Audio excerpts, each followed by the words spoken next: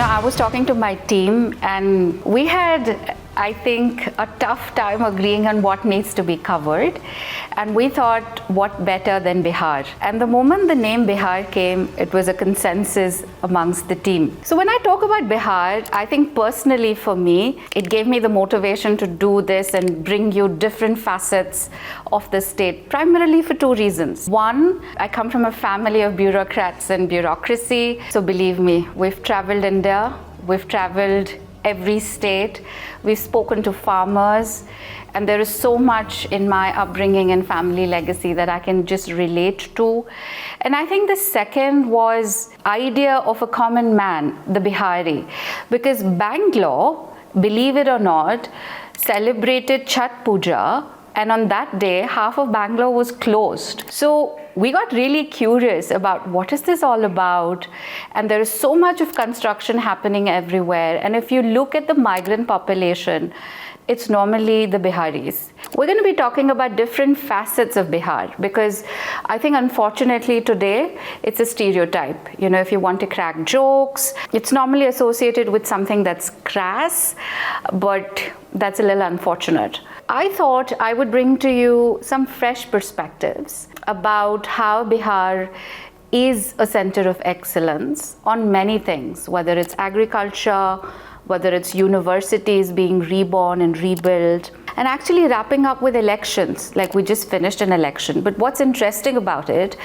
is that it saw the highest woman turnout. If you look at the media that covered it, fortunately or unfortunately, I don't know, they said it's the wave, they said so many things, but the fact that the women and the youth came out in numbers that was unprecedented actually tells us a story. And if you had the chance to stand in a queue with other voters and just listening to their banter and conversations, you would actually feel the pulse, the ambition, and the aggression for Biharis to do something about themselves and to kind of carry forward the legacy and bring back into mainstream everything beautiful that Bihar stood for.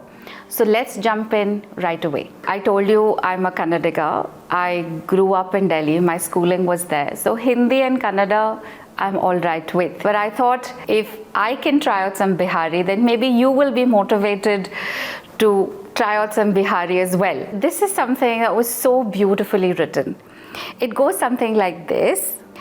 आओ बिहार के बात करी ई धरती पर इतिहास रग रग में बसेला संस्कृति गंगा जैसन बहत रहे और लोगों की हिम्मत सूरज जैसा उजियारा फैलावे बिहार के नाम लेते ही मन में गर्व का लहर उठ जाला. What this means is come, let's speak about Bihar. Here, history lives in every heartbeat. Culture flows like the Ganga, and the courage of its people shines like the sun. The very name of Bihar stirs a wave of pride within. And that's what we'll be covering in this episode. Let me start with a truth we keep forgetting. Bihar was a global superpower when most of the world was trying how to read. Yes. Have you heard about the Nalanda University? I'm sure you have. If you haven't, go Google it. There's a very interesting story of actually Abdul Kalam, our former president, visiting Bihar and then taking a lot of concrete steps to resurrect the university. Nalanda was the center of excellence where philosophers, students, researchers, historians, anybody that you could think of, that was like the Harvard that we are so proud about today. We had our very own Harvard and probably better than Harvard. I don't know whether I'm going to get trolled for that, but we had it. We had Nalanda, which kind of attracted the world, and it had abundance of knowledge. It encouraged curiosity. It gave way for a lot of experiments at that time. And mind you, it powered the economy of India in very many ways than one. Bodh Gaya, a name that we're familiar with, gave birth to the Buddha. the quintessential image of calm, peace and serene that we face today, whether you go to a spa, whether you go to a temple, or whether you just want to relax, that Zen face, that's what Bihar has given to the world. He was born in Lumbini in Nepal, mind you. So migrations were not a thing of the present. They always used to happen. This is a UNESCO heritage site, the Mahabodhi temple complex. So whenever you get some time, go give it a visit. For all you know, you may imbibe some energies of the Buddha. We then move to Champaran. Champaran actually evokes a lot of emotion. If you have family members who've participated in the freedom struggle, I don't think they're going to forget Champaran. Champaran was a place where the Britishers kind of exploited our farmers to grow indigo. Now, indigo was not natural to the climate and to the topography of the place, but they kind of insisted. And they insisted why? Because they wanted indigo to reach Manchester. So we've had generations of exploitation of farmers by the British. Luckily, post-independence, we've been able to kind of unwind some of that. And today, Bihar grows a lot of crops that are native and that actually encourages the health of the soil. But to the cynic, I don't think the reforms on farmers have moved. I think the farmers, even if you look at the elections, their issues are still coming forward. So it's a little unfortunate, but then I thought I'll give you Champaran because it hosted Mahatma Gandhi, and when he came, it gave a lot of motivation for the locals to really stand up against a power that was exploiting them every single day. Interesting facts about Bihar. Did you know that the median age of Bihar is like 21? It's probably the youngest state. So I think they're going to be watching me. So hi there, how are you? It's also the third most populous state. It houses about 125 million people.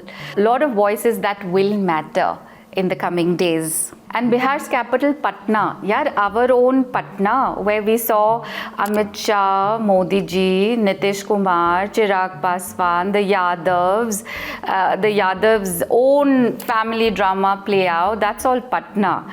So that's the state capital. And if you're already from Patna, hi, tell us in the comments below about how you feel your state and your city is all about. Bihar is also known for its Madhubani paintings. Ladies, we love our saris, our textiles, anything artistic and aesthetic, and Bihar is the place for you. Being the youngest state, what's very encouraging about Bihar is their entrepreneurial mindset. And I think it's giving rise to a lot of indigenous business ideas.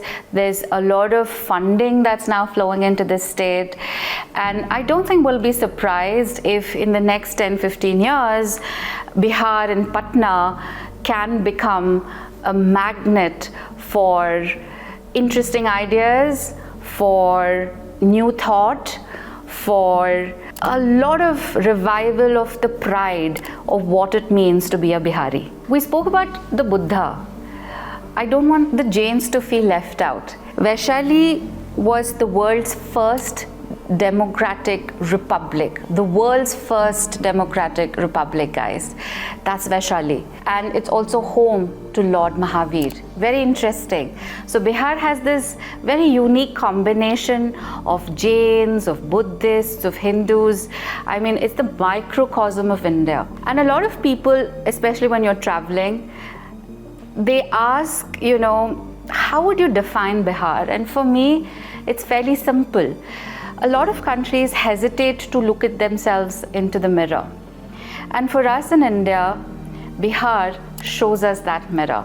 So if you understand Bihar, I think you will understand India in a lot of ways and from a lot of perspectives. We've had a lot of fan following on Chanakya and the Mauryan Empire. Interestingly, Patna was called Magad during the Mauryan Empire. So yes, Bihar has also been a land of warriors, a land where kings ruled with a lot of responsibility and moral character. Not like the times of today, but hopefully we'll get there. Bihar today is represented by very vibrant young achievers. I think what comes to my mind is Maithili Thakur. I just saw her swearing into the assembly, and the journalist kind of asked her what her opinion on the opposition is. And I loved her answer. She said, my responsibility is to look after my constituency, and we have spokesperson of our party to answer your questions. I mean, just imagine a 20-year-old who's just won elections is so grounded and is so wanting to do the right thing. I absolutely loved her. And she comes from a tradition where she grew up on bhajans and songs, and she kind of made it her own, attracting large audiences. So Maithili, if you're watching this from Namma Bangalore, we all wish you all the very best in your first term as a public representative. More power to you, and I hope you do well. Bihar also houses another familiar name, Prashant Kishor. I have a huge amount of respect for him. He was for a long time known as the person who could win you elections. So a lot of the people have actually seen Prashant Kishor next to winning chief ministers and handing them over victories. So when he started his own political party this time, I think there were a lot of expectations from him, from his strategy. I think the kind of candidates that he put up showed a lot of promise. Unfortunately, the electorate maybe missed it, or I feel they have their own reasons, right? If you don't like the result of the election, you can't blame the people. We're the democracy at the end of it. And I think a huge learning for Prashant Kishor as well. But I have tremendous amount of respect for a man who just doesn't give up. And I think Bihar is better served with people like him jumping into public service, jumping into the whole democratic chaos that Bihar brings in. So do read about his election strategies and his understanding of India. It's a beautiful addition of layers of psychology of Indian citizens. We're very quickly moving on to Lapata Ladies. I wish it had come out in the theatre. One of my favorite characters in that was the police inspector. And that's Ravi Kishan for you. I mean, I hated him. I kind of was angry with him. And then in the end, when he says that आपको पता नहीं आपके ऊपर कितने धारा लगेंगे, to that abusive, stereotypical, male chauvinistic husband, you know, you knew the heart was in the right place. I love it. And when you look at his interviews along with Manoj Tiwari, I think his peer, you would see the hard work that's gone to revive the Bhojpuri film industry. If you want a success story of a revival of an industry and just not a company, study Ravi Kishan and Manoj Tiwari. Fantastic human beings, always talking positive, working so hard, and something that's common, they worship their wives. So if you want to be successful, maybe you need to start at home, and that will give you the success that you're so running after. Pankaj Tripathi. This is a name that kind of came into common consciousness and won a lot of hearts. He's from Bihar as well, and I love the way he's so original, he's unapologetic, and I have come to associate him with that gamcha. He shows up unapologetically a Bihari, and sometimes reminds me of Shatrughan Sinha and how nonchalant he was and how he moved with his conversations as a very proud Bihari. Pankaj Tripathi and Mumbai ka Don Kaun, Biku Matre, you remember that famous dialogue? That's Manoj Bajpayee. And both of them are from Bihar. And what endears me to them is how unapologetic they are about their culture, about their background. I don't see them stressing and fretting to kind of belong to the city, get overwhelmed with, mannerisms of a city like Mumbai, and Mumbai can be quite scary. And hats off to them to maintain that simplicity, that authenticity, and that break into Bollywood. And it's tough. Bollywood is one of the largest industries, but it's also tough to kind of get to the place that they have, and hats off to them. And I'm so proud that Pankaj always turns up with a gamcha in a lot of his interviews, and that's so him, right? And he reminds me about Shatrughan Sinha. Shatrughan Sinha, I think, is a personality of his own, and we can do a full episode about it. But it's so great to see generations of Biharis really coming to the forefront and making an impact on Indian and Indian culture. Bihar ke bhasa, कला और परंपरा अपने आप में एक गीत बा. Loosely translated, it means Bihar's languages, art and traditions are a song in themselves. Quite deep, huh? And I always say this, if you want to understand the soul of a civilization, don't look at the politics, the manifestos, the election promises and whatnot, the noise that's out there. Look at their languages.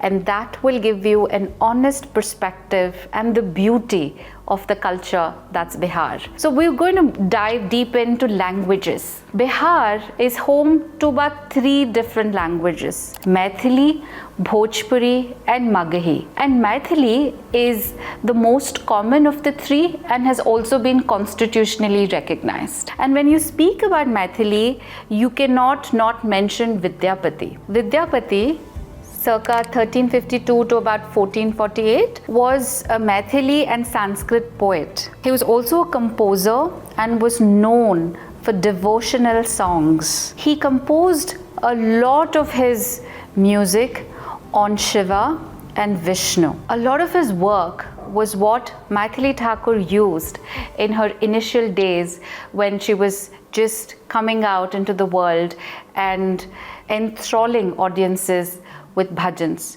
She actually made a lot of Vidyapati's work her own, and that's such a beauty of generational knowledge passing through. Maithili and Vidyapati songs that, if you hear the name, what comes to the mind is a very famous one, Piya More Balak. And it's very interesting to see the youth kind of remixing it and putting it a little bit of rap on it. If you have time, listen to the original and then you can tune in to the young Bihari trying to make this their own. If you really want to understand Bihar, the secret sauce, it's not in its GDP.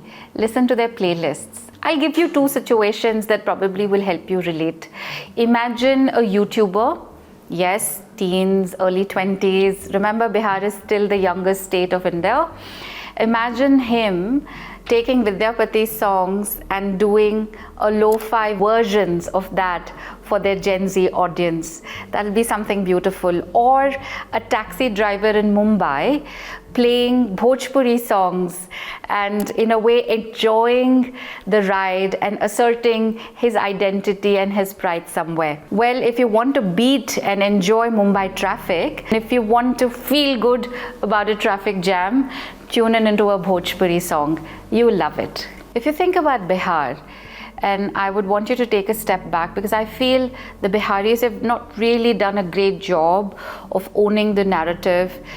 Because if you speak about Bihar, even within India, there is this quintessential Bihari Babu that kind of comes with a lot of crass, with a lot of heart. We all love them.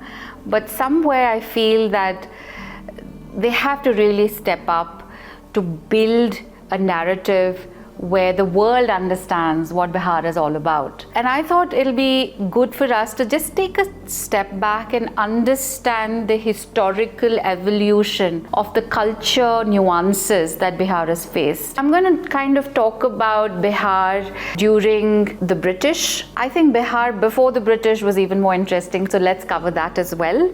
And now the Bihar of today and the Bihar of the future. So if you look at the Bihar of the past, that's even before the Britishers came in. I mean, it was home to universities, to knowledge, to experiments. It was home to the Magad Empire. So let me take you to the pre-British Bihar. Personally for me, if you talk about Chandragupta Maurya, who was the first of the Mauryan Empire, I mean, fantastic of how a young boy leaves home, leads a very disciplined life, kind of surrenders himself to a guru, and the guru happens to be Chanakya, and sets up an empire that goes on for generations, and all that happened on that land. Very interesting.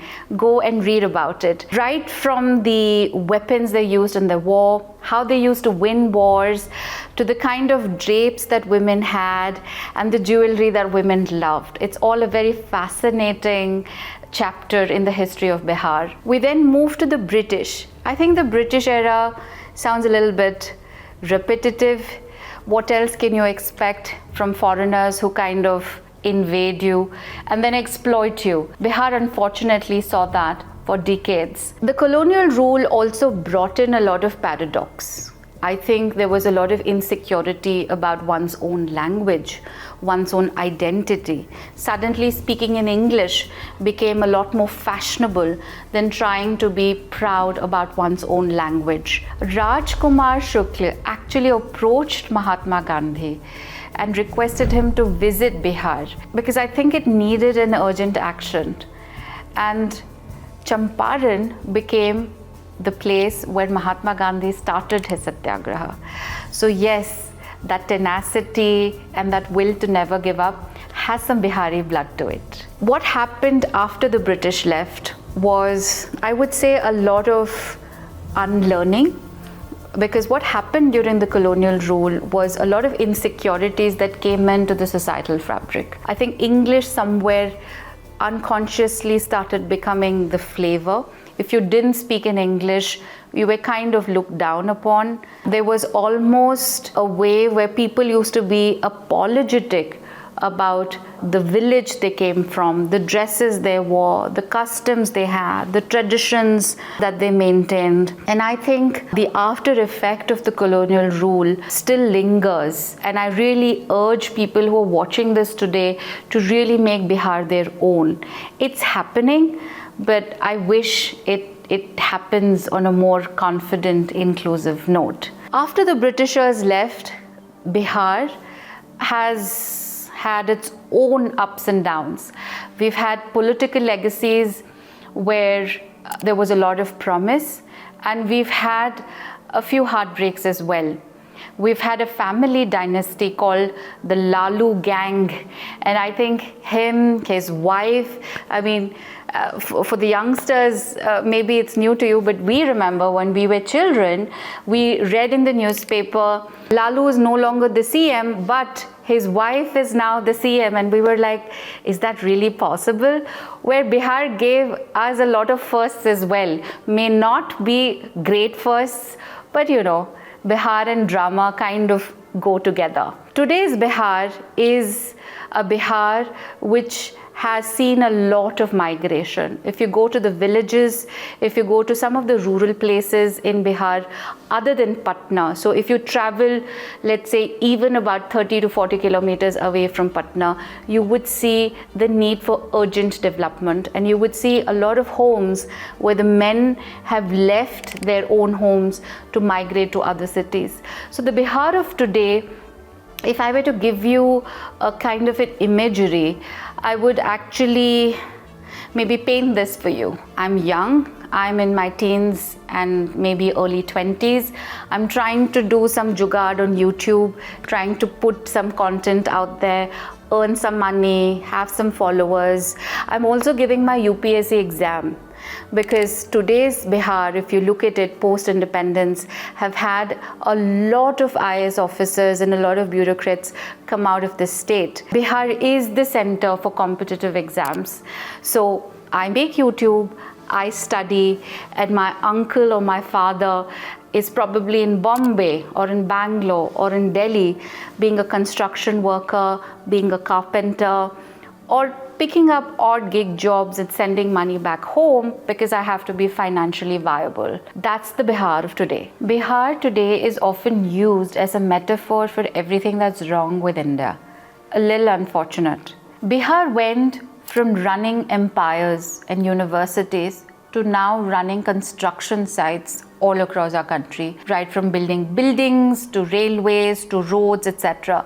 What does that arc tell us about development? Is Bihari an insult, an identity, or a badge of survival? I think it's for the youth to decide for themselves. Moving from Bihari to a Hindi sher, let me just read it out to you. वो कहते हैं हम पीछे रह गए, हम कहते हैं हम आगे चल पड़े.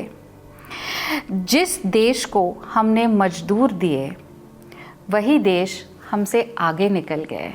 Lot to reflect. When you talk about Bihar's youth, I think Bihar and UPSC exams are synonymous. You would have tuned into Khan sir's latest podcast. I mean, I'm personally so happy that a different style of teaching and learning has mushroomed in Bihar. I think Khan sir is known to draw thousands of students towards him and prepare them for exams. And what's beautiful about the way he does it is that it comes with a healthy dose of life skills as well, and not just education. So Khan sir, from Bangalore, from all my team out here, a lot of love to you. I hope that you continue to grow and then you continue to inspire so many lives. And Khan sir, something for you to actually think about. What does it do to a society when its most hardworking 22-year-olds spend a decade preparing to fill a few thousand forms of competitive exams? Patna's real skyline, in my view, is actually not their buildings. It's the stack of paperwork that they have on their desks trying to prepare for one exam or the other. So the question I'd like to leave behind for Bihar is, how can Bihar's youth and their aspiration be de-risked and diversified beyond UPSC? Bihar की बात करें और elections के बारे में ना बात करें, ऐसे तो हो ही नहीं सकता. And if you want my perspective on elections don't just select or elect leaders. I think they represent something way deeper. The citizens' fears, aspirations, and probably somewhere layered their wounds and their hopes. So let's spend a bit of time about the elections and Bihar. I remember when I was in my school, there used to be this famous slogan. You know, I studied in Delhi, so we had our railway minister, Lalu Yadav. And I remember a Harvard case study being written on railways as well, and he had to speak in parliament. So as a young child, naturally it sparked in me a lot of interest and curiosity to understand the electorate of Bihar and why leaders like Lalu get the stage that they do. The slogan when I was growing up was something that I think has remained for generations. It was, जब तक समोसे में है आलू, बिहार में रहेगा Lalu. So if you really want creativity at its peak, I think Bihar in elections will really put to shame a lot of those even Hollywood scriptwriters. I mean, there's just such creativity, like samosa, aloo and lalu. And now if you look at this election, what kind of was humorous was calling Nitish a magnet of women. I don't think he is. I think it's media trying to wrap and build narratives. But yes, this election 2025 was a lot of firsts. It did show a voter turnout that was the highest among the women. I think women made it a point to come out and make their voice heard. And if you look at the issues that they were dealing with, it all revolved around hopes. I remember seeing one of these exit interviews that the media does post-election. And there was this Bihari lady, very confident. She had just casted her vote, came out.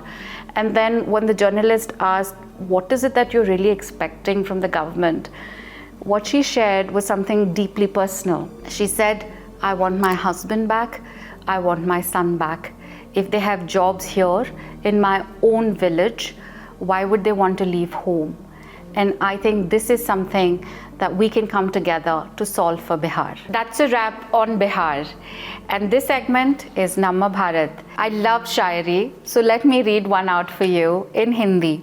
जिस मिट्टी को हम मजाक बनाते रहे, उसी मिट्टी से हर साल नई उम्मीदें उगती रही. That is Bharat, that is India.